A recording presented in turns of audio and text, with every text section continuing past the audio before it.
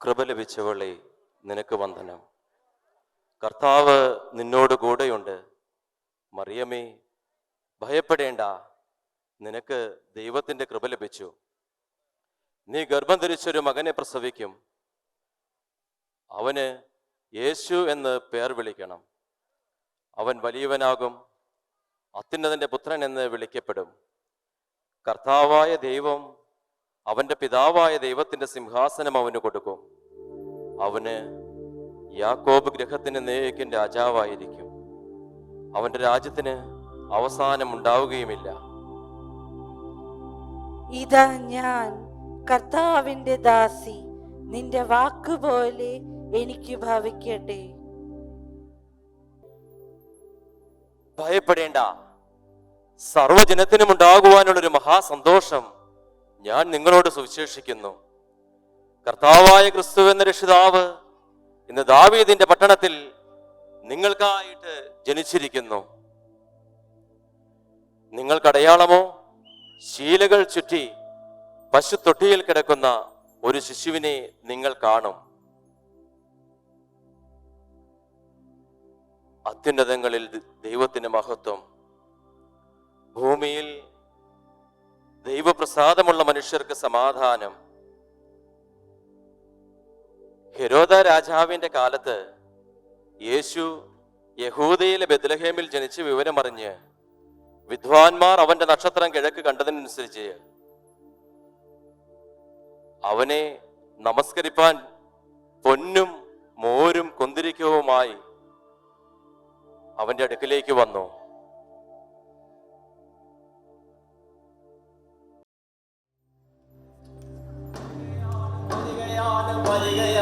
ഞങ്ങൾ ക്രിസ്തുവിന്റെ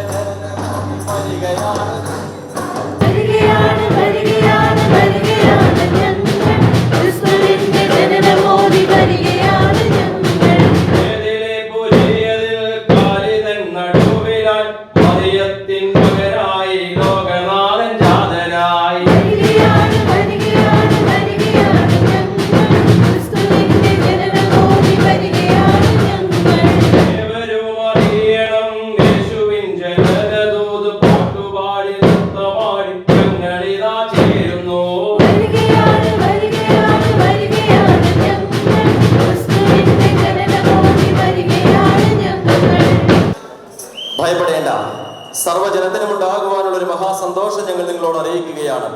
ക്രിസ്തു എന്ന രക്ഷിതാവ് ഇന്ന് ദാവീദിന്റെ പട്ടണമായ ബെത്ലഹേമിൽ നമുക്കായിട്ട് ജനിച്ചിരിക്കുന്ന സുന്ദരമായ സുദിനത്തിൽ സെന്റ് പീറ്റേഴ്സ് കരോൾ സംഘത്തിന്റെ എല്ലാവിധമായ ക്രിസ്തുമസ് മംഗളാശംസകളും പുതുവത്സരാശംസകളും ഏവർക്കും നേർന്നുകൊണ്ട് ഞങ്ങളൊരു ഗാനം ആലപിച്ചു കൊള്ളട്ടെ. പണ്ടൊരു നാൾ മറിയം തന്നുടെ വീട്ടുമുറ്റത്തു നിന്നപ്പോൾ വന്നു ഗബ്രിയേൽ ചൊന്ന വാക്കുകൾ ഇന്നു നേരായി വന്നല്ലോ, ഇന്നു നേരായി വന്നല്ലോ. പണ്ടൊരു നാൾ മറിയം തന്നുടെ